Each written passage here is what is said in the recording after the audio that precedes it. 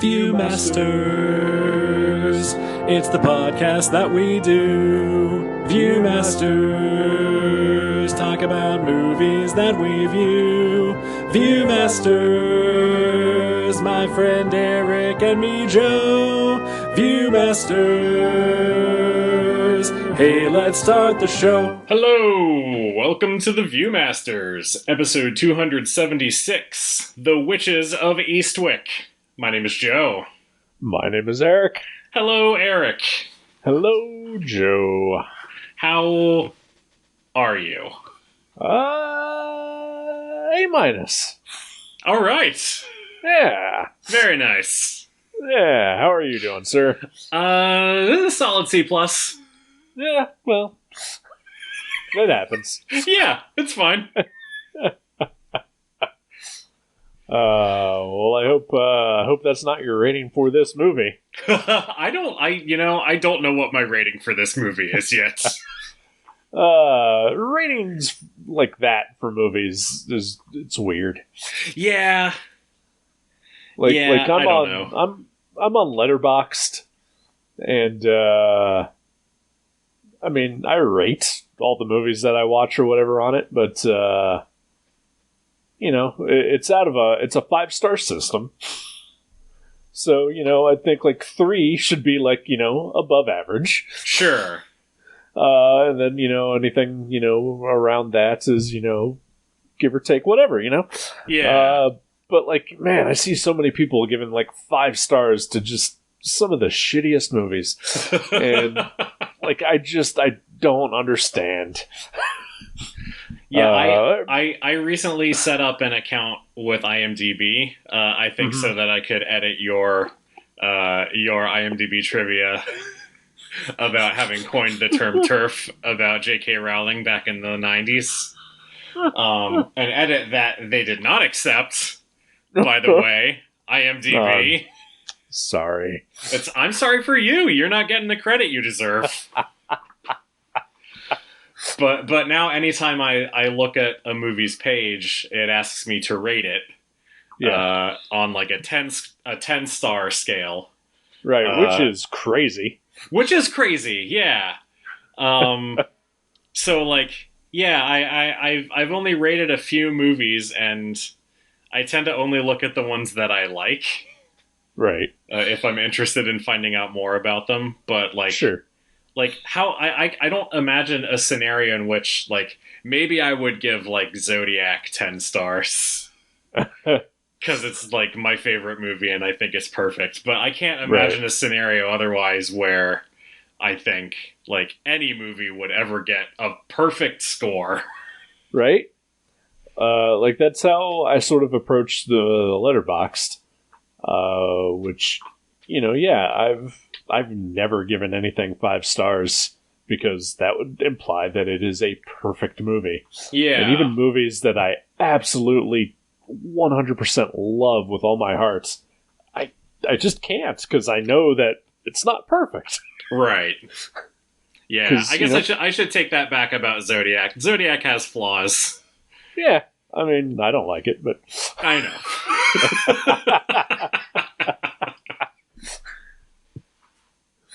Anyway.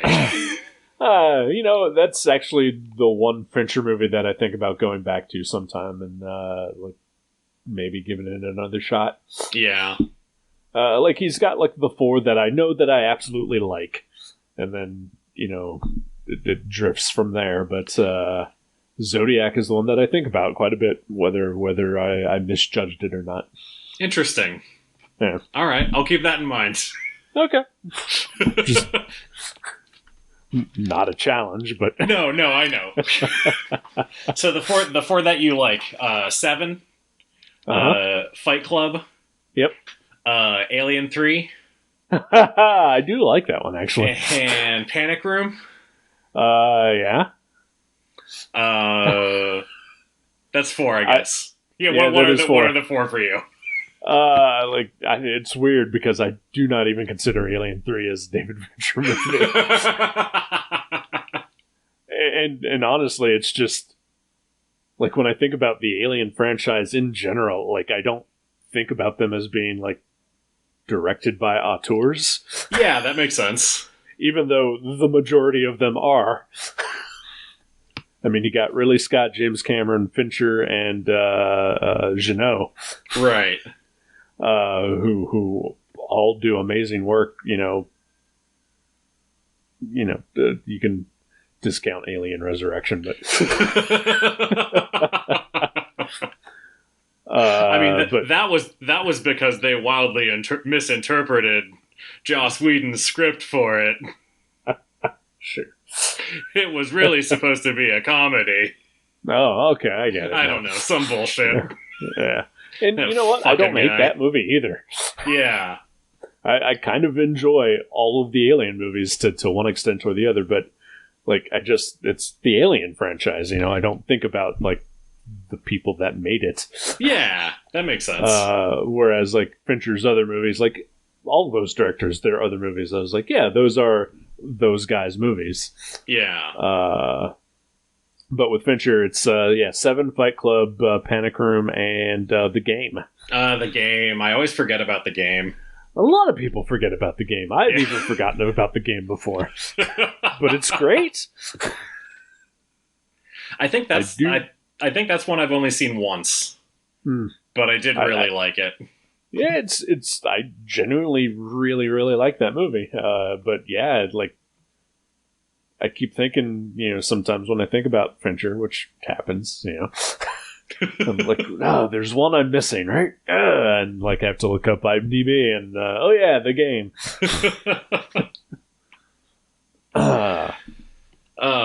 Anyway. Yeah, speaking of auteurs. Yes. Well done. Thank you. I was like, there's going to be a way to segue into this, but I'm not sure what it is, and you found it. So well done, sir. Speaking of auteurs and near perfect movies, George Miller directed The Witches of Eastwick. Yes, he did. Which I don't think is a near perfect movie. No, I assume you're referring to Mad Max Fury Road. Yes, I am. Okay.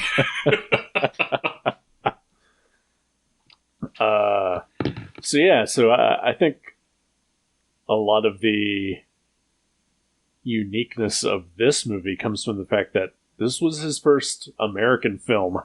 Right. Working for a studio. Prior to this, he had only directed 3 Mad Max movies.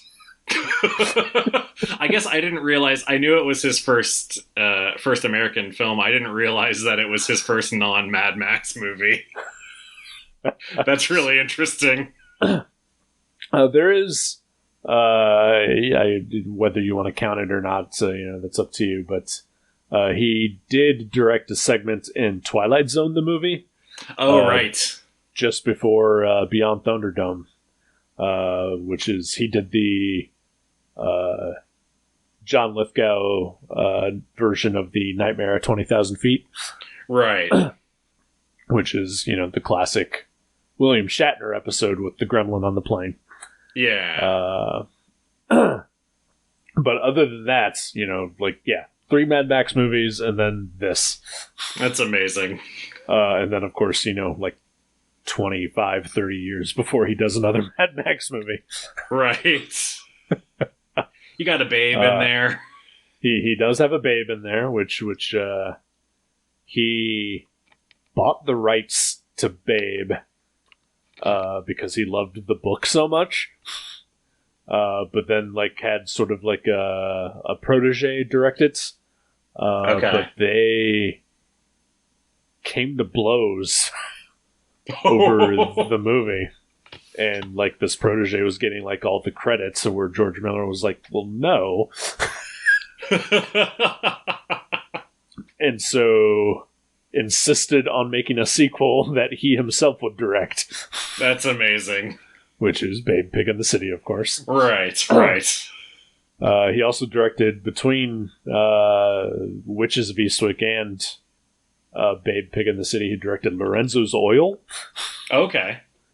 I've never seen that. Nick Nolte. Yeah. I have not either, but I remember it, being advertised when I was a kid or whatever. Yeah. Because it's based on a true story.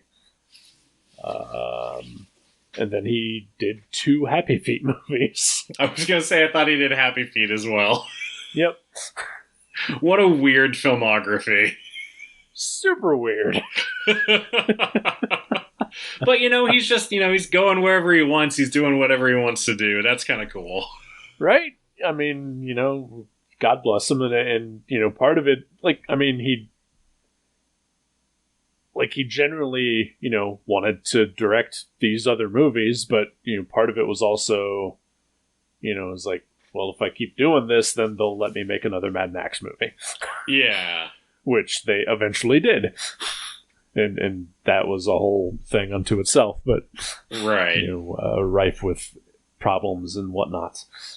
It's funny, I was catching up on Unspooled this week, and the day after, so I watched Witches of Eastwick on Tuesday, and then on Wednesday I happened to listen to the episode of Unspooled about Fury Road. So it's like George Miller's just been on my brain this week. I'm not gonna lie. I listened to the Blank Check podcast a lot, and about 2 weeks ago I finished up their run of George Miller movies. Okay. Where they did his filmography.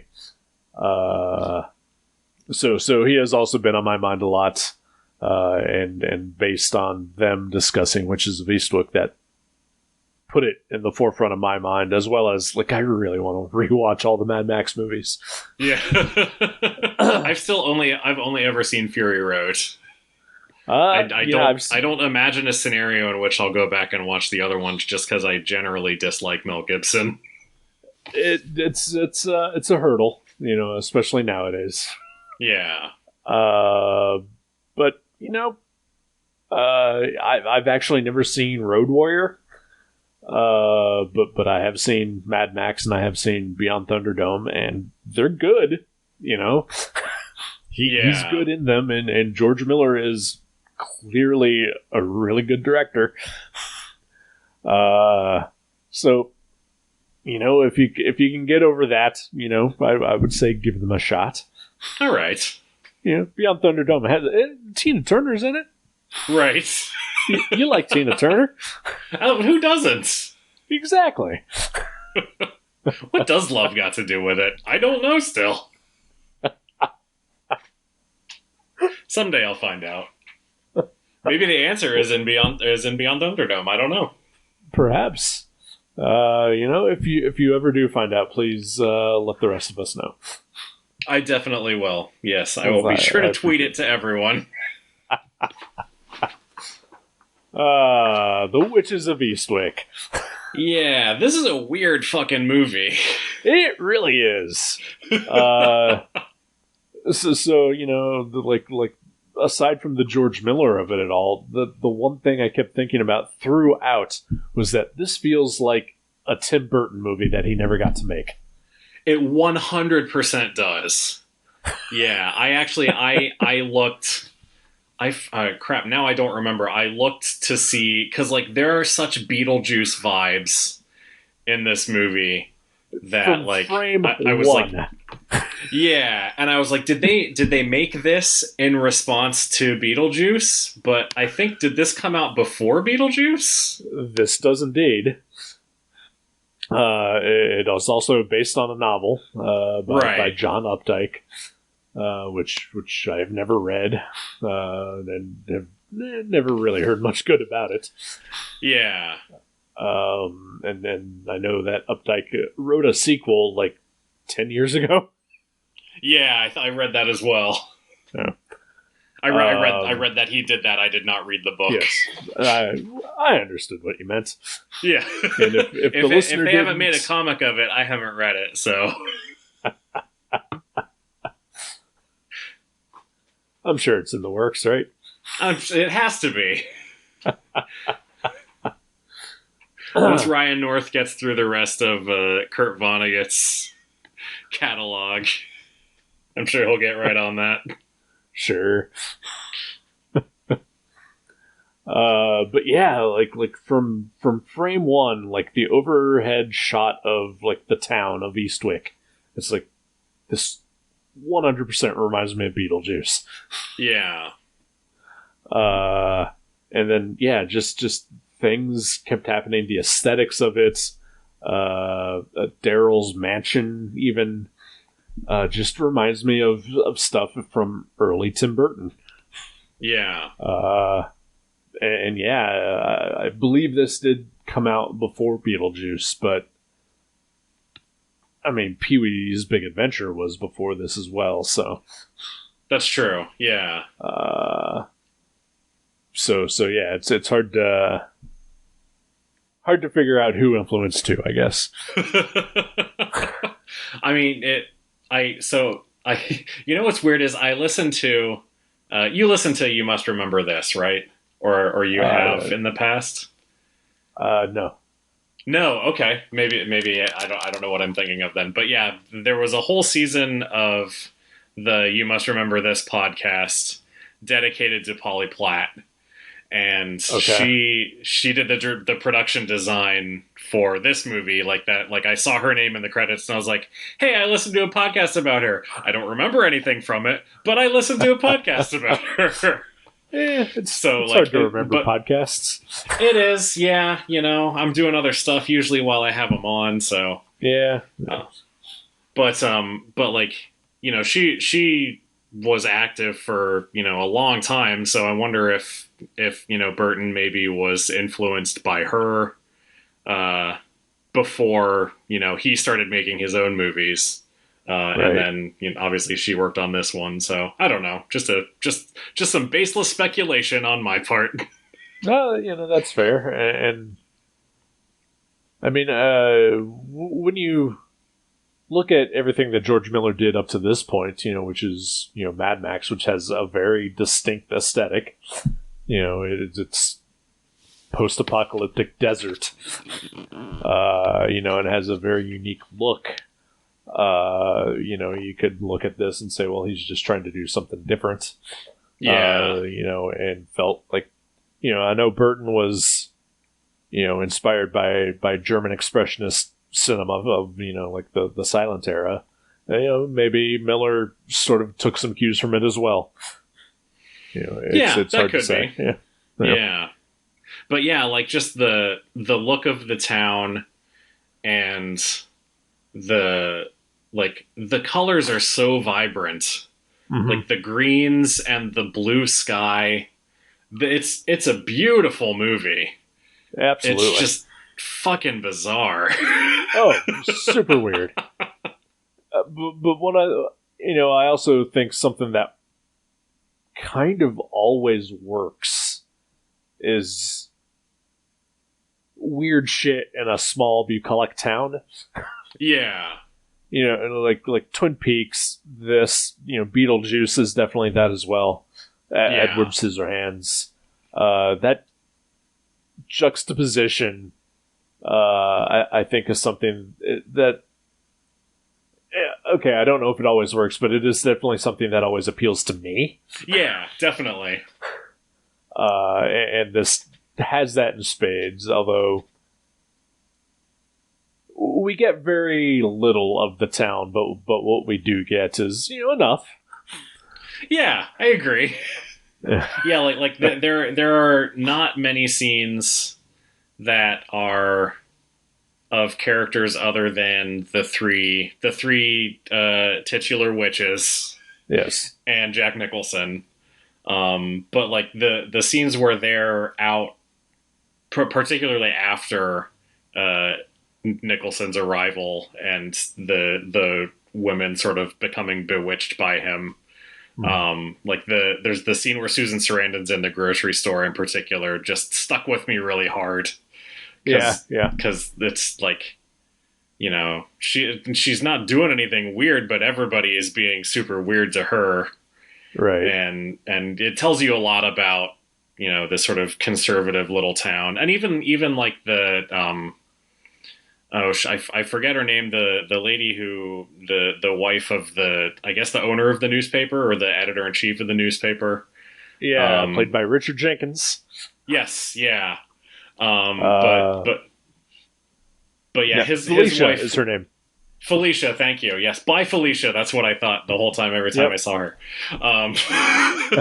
But yeah, like her getting up in arms about the selling of the castle, and just like I get being upset about the birds that are going to go extinct or whatever. It's their habitat, but I don't know. It just struck me as like this is a very conservative area in general. So yeah, there's like you said, not a ton that we know about the town, but I feel like it still makes an impression just from the little bit that we do get. And not to defend the point of view of the townspeople, because they are very small-minded, and admittedly, we are talking about the devil moving into town. Sure, but Susan Sarandon, her character, whose name I cannot remember now. Oh god, I don't remember any of the characters' names. Cher plays Alexandra. Okay. And that is it. I cannot remember Michelle Pfeiffer's name or Susan Sarandon's name.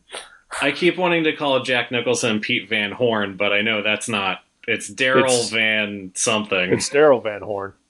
Daryl Van Horn. Okay. Yep. But Susan Sarandon's character, I think, undergoes the most drastic change of all the three lead women. Absolutely, yeah. Because she starts out very mousy.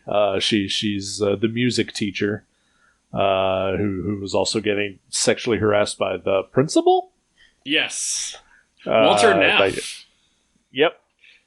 Remember his name. That's real weird. Okay, why? Because that's the name of the lead character in Double Indemnity. Oh, it's okay. Walter Neff. Very strange to me. All right. I mean,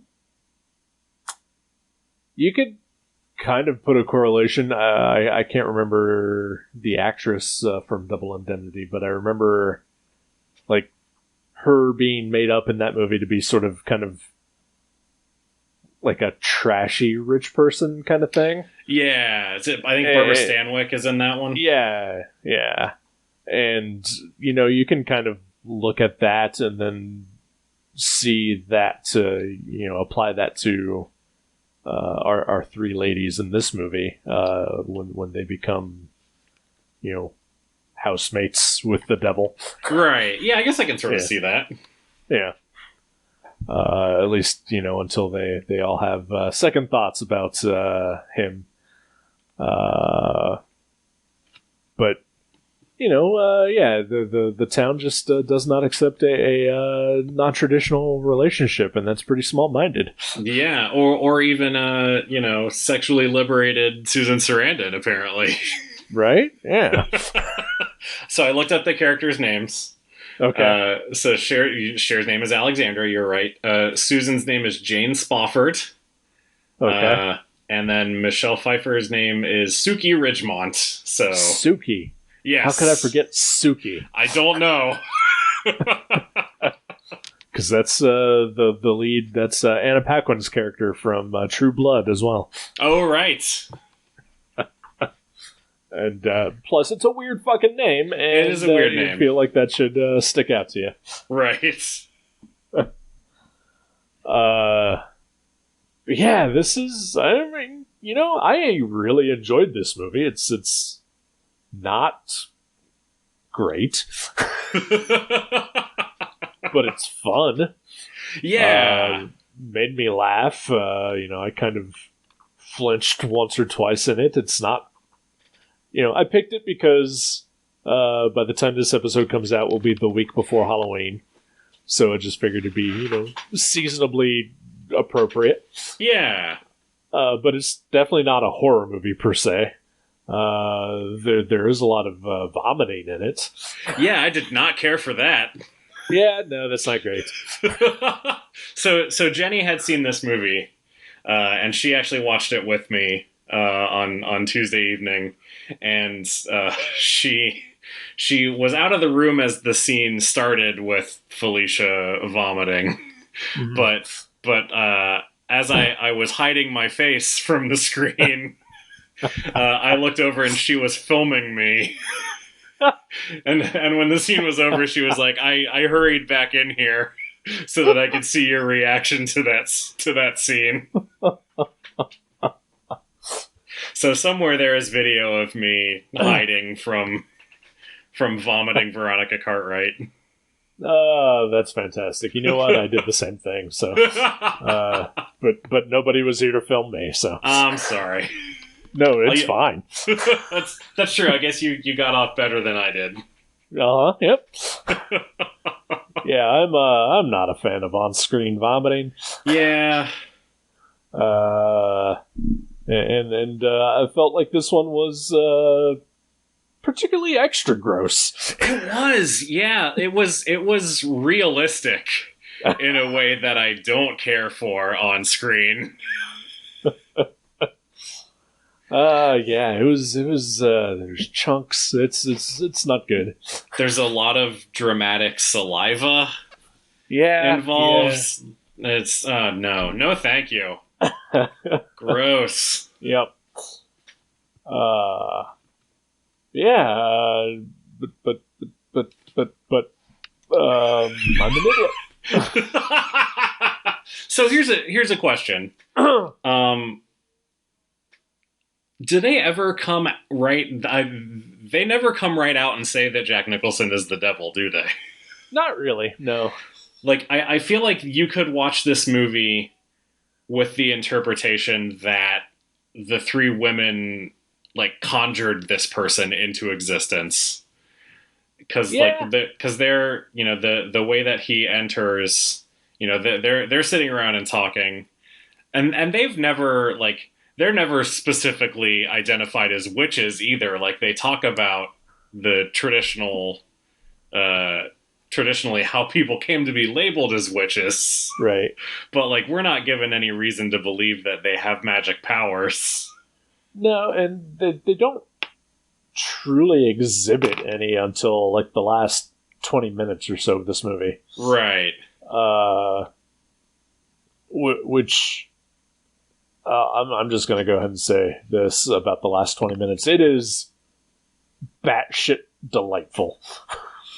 It's awesome. Yeah. I loved the ending of the movie. Like once it really just leans in to its craziness. But yeah, like they don't explicitly do anything magical. Like there's the hint at the beginning when all three of them sort of talk about how they wished it would rain. Yeah. And then that leads to them talking about their so-called perfect man, who, I think you make a good point that it easily could just be that they conjured him.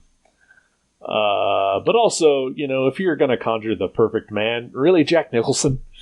like 50-year-old Jack Nicholson? Yeah, 10 years older than Susan Sarandon and Cher, and 20 years older than Michelle Pfeiffer. Yep. with a shitty little ponytail. Oh man, when I saw the ponytail, that drove me nuts. Yep. like I mean, even in 1988, was that really a thing? Yeah, or 87, I guess, when this movie was made. It's basically a man bun, but it's horrible. Yeah, no, it's bad.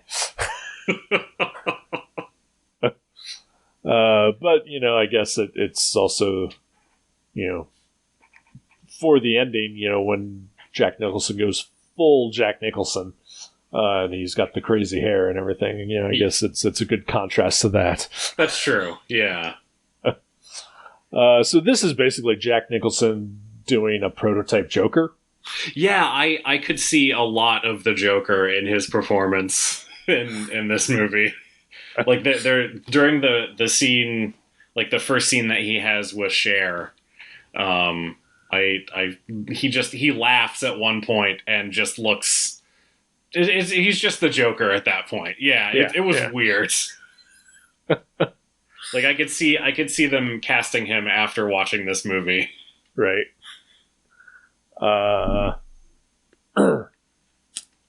Yeah, I don't know where to go, what to talk about here. No, we were on the track of like them just not really explicitly exhibiting powers or anything like that, right? And even like Jack doesn't necessarily, like, I guess the Peach Pit thing, but that's not.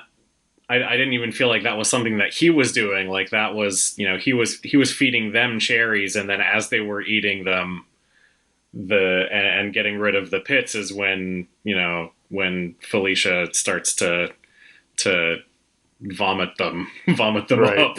Yeah. So like, yeah, I feel like you could watch the movie with the interpretation that like almost a weird science-y kind of thing. A little bit, like yeah. They invented this guy that they thought would be the perfect man, and then he ended up not being, and hilarity ensues. Right. But also, it's definitely like magic is involved. This is a movie about the supernatural. You can't deny that. But it's not. I feel, I don't know. Maybe it's just because you and I, at least, are so used to comics where, I mean, not even just comics, but like other TV shows or movies that involve magic, there's usually like hand waving and, Latin being spoken. Yeah. But there's none of that here. Like nobody is like giving Doctor Strange, finger signals, Right. Yeah, I mean, the closest we get to that is that last 30 minutes where they like, not like they don't incant a spell or anything, but they like make a potion and right, make the doll of Jack Nicholson and are controlling him. Yeah, like that's the closest we get to what I traditionally think of when I think of witches. Right. Which, is a thing that I definitely appreciate. Yeah. Just to go off on a small tangent about the portrayal of magic or whatever. You, Joe, know that I, Eric, am a big fan of John Constantine, the Hellblazer. Right. In comic form. And yet, he had his own movie and a TV show, and he is a regular now on the Legends of Tomorrow. And my biggest issue with his portrayal in those things is that he does do like the hand waving bullshit thing. Yeah, and, he's a traditional magician. Yeah, glowy sigils, popping out of his hands and shit, and I hate it because in the comics he doesn't do that kind of thing. It's just all.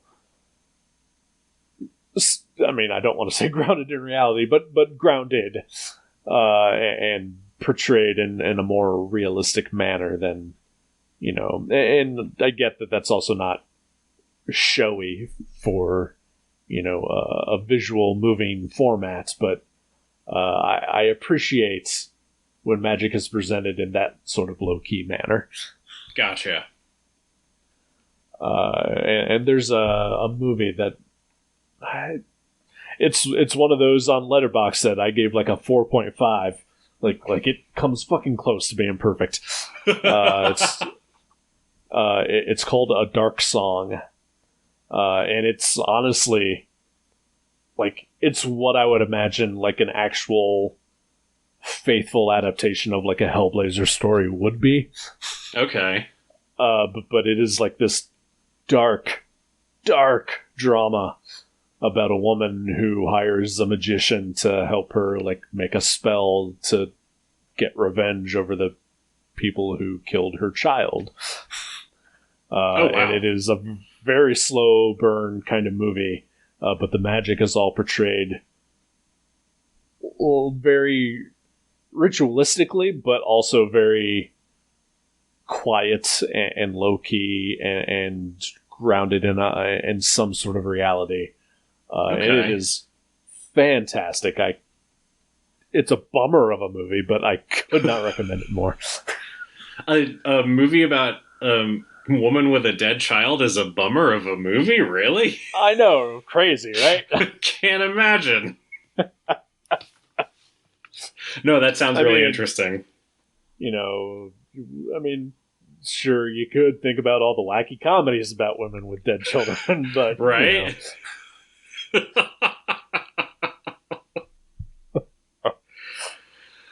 Oh, boy. Anywho. Yeah. So yeah, I feel like the story of the movie is fairly straightforward. Yeah. It's just some crazy stuff happens. Like I said, it looks awesome. I fully bought into the weirdness of the movie. Mm-hmm. It's just very weird. It is. It's super weird, and it's definitely an actor showcase. Yeah, particularly for Nicholson. I cannot say for sure, but this might be like the first time that he got to be that big, crazy character. Okay. Like he's portrayed big characters before, like One Flew Over the Cuckoo's Nest, but even that has, a humanity to it. But this is just him being cartoon Jack Nicholson. Right. Which does lead perfectly into him being the Joker, but then that's also something that I feel like he coasted on for a while afterwards. Yeah. Which always enjoyable. But it's again, I don't know for sure. Maybe he did have other crazy, weird performances before that. I know he was in the original Little Shop of Horrors. Right. But, even that was still, that was him young, one of his first roles, so who knows, but... him as a movie star. Yeah, what we're not thinking of right now is The Shining. Yeah, okay. Even that is a more subdued lunatic than what he's doing in this movie. He starts out base level. That's and true. Then just cranks it up. Right. Whereas, this is him pretty much he goes high octane to higher octane.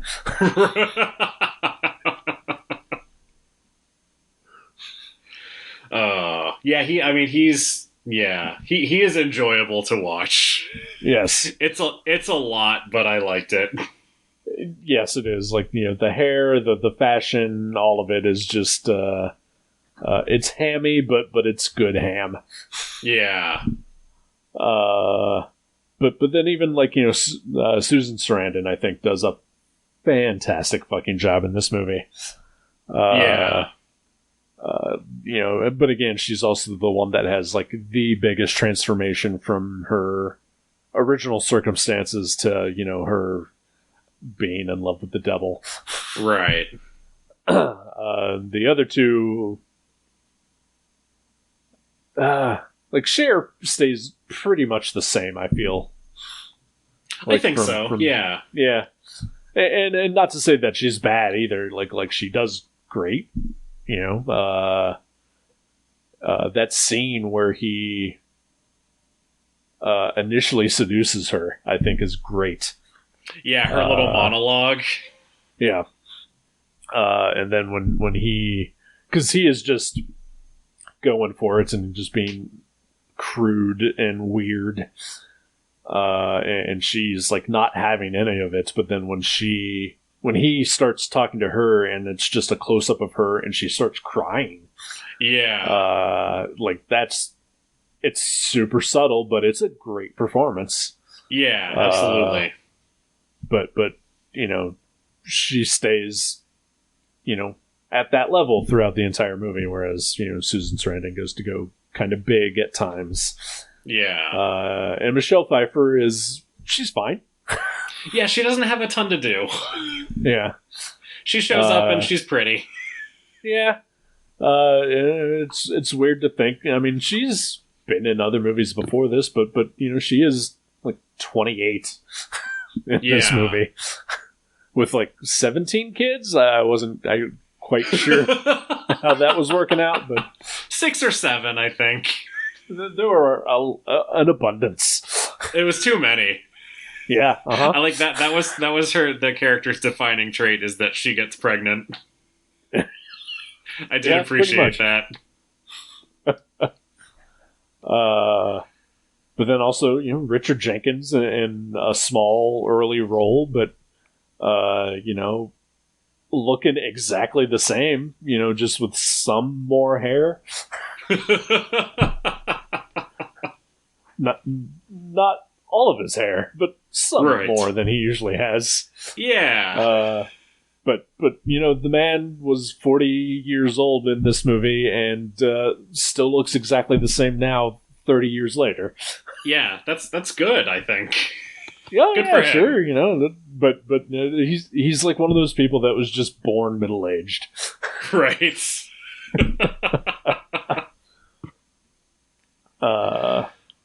And then, Veronica Cartwright, I think she's great. Yeah. No, I think everybody's great in it. Oh, yeah. Michelle Pfeiffer is fine. Well, yeah, all right. Yeah. Again, she didn't have a ton to do. Yeah. And Karl Strucken is also just fine. Yeah, well, I mean, he has no lines. He has none whatsoever. He does his thing, which delights me, always. That gum you like is going to come back in style someday. I'm waiting. I am waiting. Oh, what a career that guy has had, right? Right, yeah. We watched Men in Black a couple weeks ago. It was on TV, and I had forgotten that he's in that, and I was like, "Hey, it's the Giants!" Like I feel like that's what I do when I see him. Yeah. But it's always a pleasure. Sure. He was in Gerald's Game, right? We talked about him a little bit then, right? I think he was, yeah. Yeah. Okay. Just trying to remember. Yeah. He's fine. He's totally fine. His character is Fidel. Yes. He has no lines and apparently has a huge cock. So yeah, good for him. Which we fortunately never see. For a movie that is also kind of explicitly very sexual, there is no sex in this movie. Yeah, it's all off screen. Like we never even really see the implication of it. Right. But it's weird. It's a weird one. But I enjoyed the hell out of it for sure. Yeah. I considered watching it again, which I don't typically do. Right. With the movies that we watch, so I feel like that's a good sign. Like it seems like a good mood movie that I would put on just while I'm maybe doing other things, but that I would enjoy having on. It's funny. It's charming, and it's got a good vibe to it overall. Yeah. It's and if you're nerdy like us and you think about it, against the rest of the movie in Miller's filmography, it's definitely a standout. Yeah, definitely. I know that he did have some issues with the studio working on this movie, and that's kind of why it's the only studio movie he ever made. Oh, wow, okay. But apparently Jack Nicholson took a real liking to him and sort of protected him and went to bat for him whenever the producers wanted to, basically force his hand at things. So that's awesome. Nicholson, made sure that he got to make the movie that he wanted to make as much as he could. So, yeah. Very cool. It's good to have friends. Nicholson seems like, I know he did a lot of stuff early in his career, just like supporting independent filmmakers, right, and like financing movies and stuff like that. So that's cool to hear. I'm glad he did that. Yeah.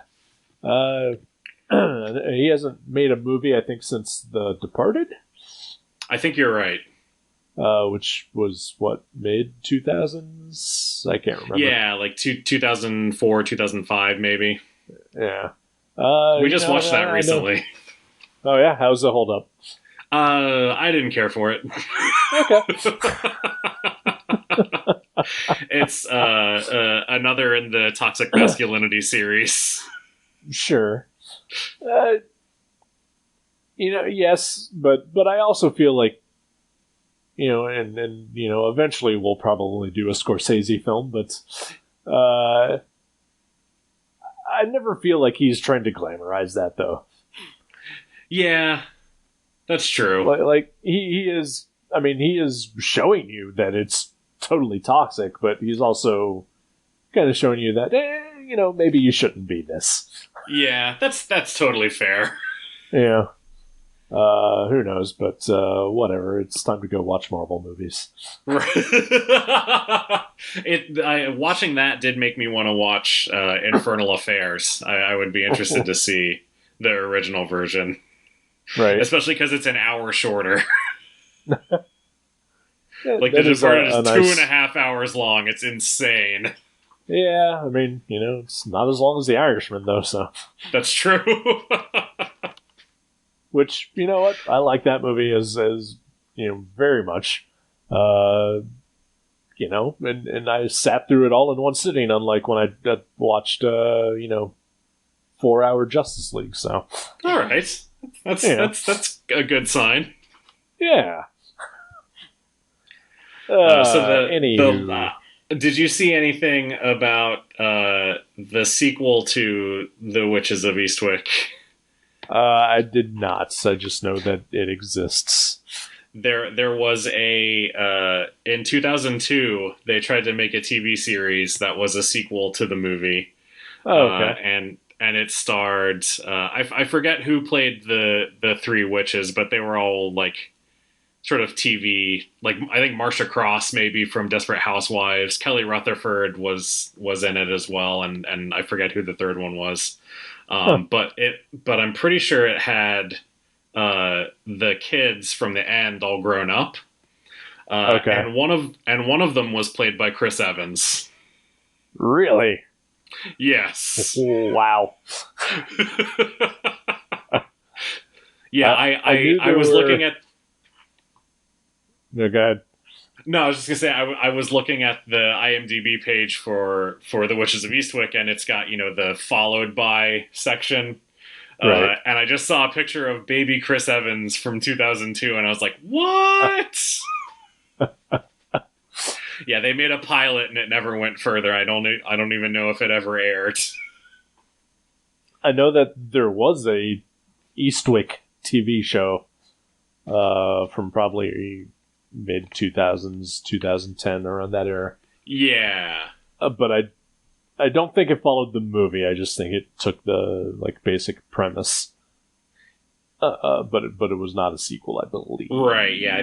That was like a remake or spiritual thing. Right. Yeah. All right.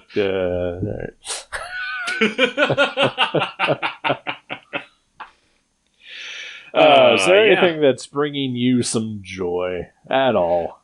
We talked about Richard Jenkins. I actually watched another movie with Richard Jenkins this past weekend. We watched Kajillionaire, which stars Evan Rachel Wood and Gina Rodriguez and Richard Jenkins and Deborah Winger. And it was so weird. It was like, I didn't know what to expect from it, but it was just strange but I loved it. It was really good. I've never heard of this. Yeah, like Evan Rachel Wood and Deborah Winger and Richard Jenkins are basically like con artists who are also extremely poor, and they just go around like grifting people, coming up with different scams, and then Gina Rodriguez sort of gloms onto them when they're on an airplane, and then things fall apart, and it's touching and it's hilarious and it's really fucking weird.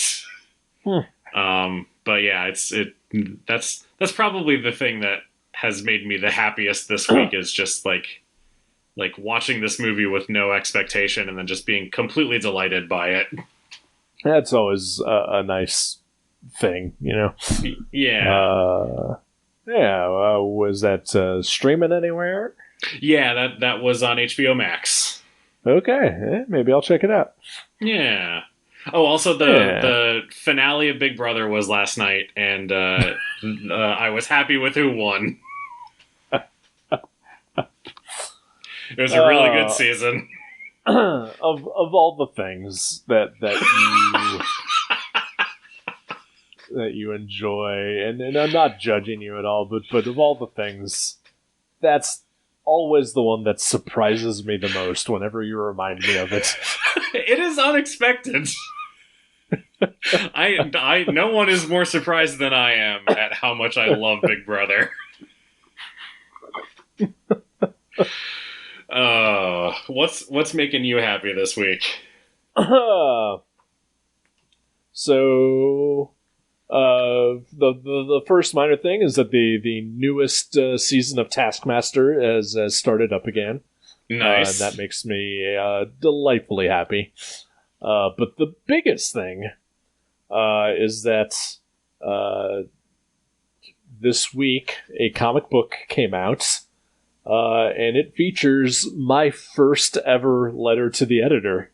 Really? Published in the letter column. Wow. What comic? Echolands #2. The J.H. Williams, Hayden Black series from Image. Nice. I don't know if you've read the first issue or not. Or I have not. I've seen pages from it, and it looks beautiful.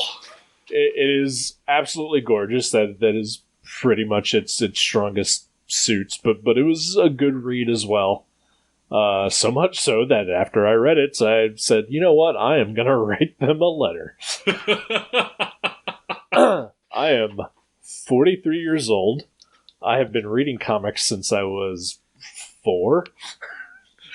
And this is the first time ever that I wrote to a comic book column. That's so cool. And they published it? And they published it, yeah. That's awesome. They also, the response that's in the comic, they also emailed me back and with the response. Oh, wow. So, like, I was like, oh, well, I guess maybe they're not going to publish it. Who knows? But then they did. Nice. And I was very excited to see that. That's great. Congratulations. Thank you. It's the nerdiest fucking thing, but it made me happy. I saw a couple issues ago in, I think, the 6 Sidekicks of Trigger Keaton, yes. that our friend Jason had a letter and some fan art published, and it made me giddy.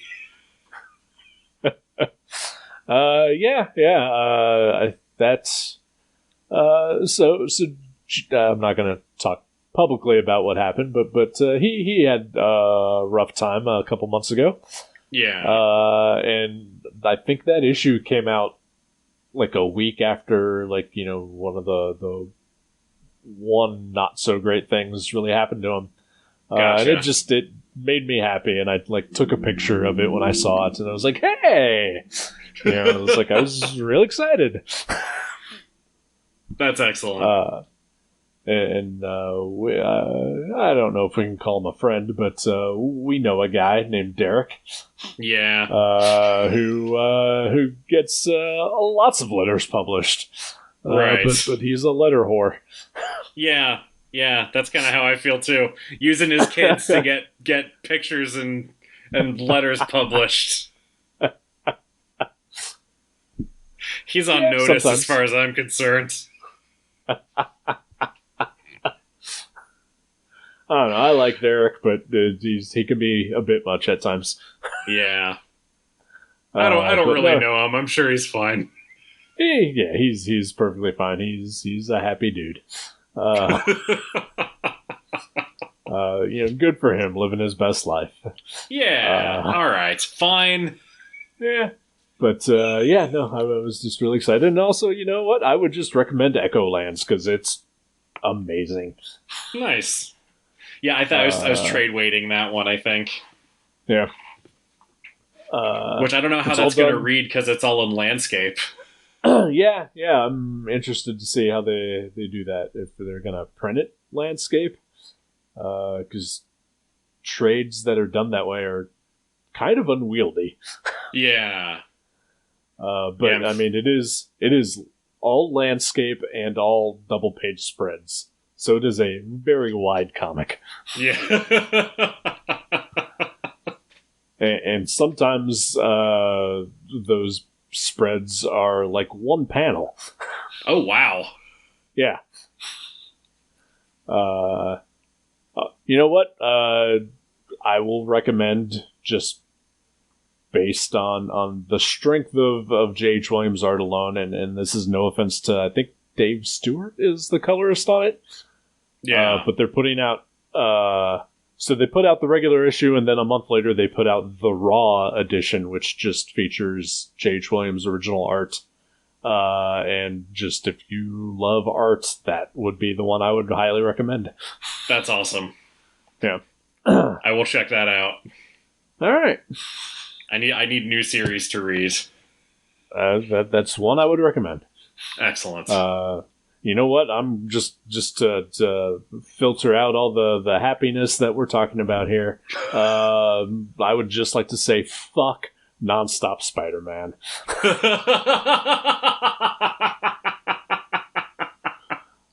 Fuck that fucking comic in its stupid fucking face. Wow, why?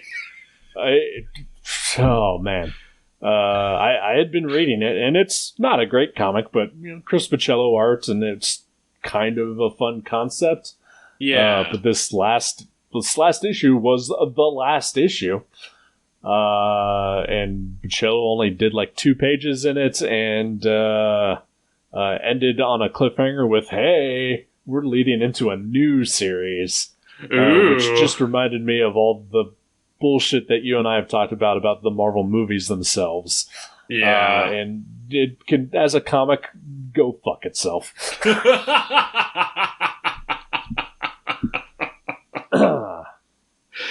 Oh, that's exciting.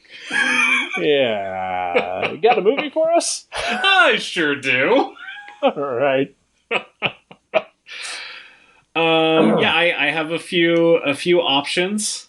The first one you may have already watched. I would actually be kind of surprised if you haven't watched it already. Have you watched ¡Malignant already? I have. Okay, all right, then I will pick something else. You know what? I'll do it again. You sure? Yes. Okay. I watched it, and I feel like it may be one of those things I need to give a second shot. Okay. And also, I would fucking love to talk to somebody about it. Okay, all right. Because nobody else that I know has seen it. And I think it needs to be discussed. Okay, all right. So yes, yeah, I mean, will watch *Malignant*. I know by the time this comes out, it will no longer be on HBO Max, but right. But it'll be there for both of us. So all right, no, yeah, awesome. Let's do it. Yeah, excellent. Yeah, I don't know anything about it other than I think the screen that I see every time I open HBO Max. but I feel like I've heard interesting things about it. So yeah, let's go ahead and do that. Yeah, no, this will be very interesting to talk about, and whatever you do, do not learn anything about it between now and when you watch it. Okay, that shouldn't be a problem. Okay, all right. Well, that's exciting. I'm excited. Your reaction to that pick was not what I was expecting, so that's awesome. Yeah, no, I am looking forward to this episode now. Nice. All right, so we will do that next week then. Sounds good. Talk to you then. Goodbye. Goodbye.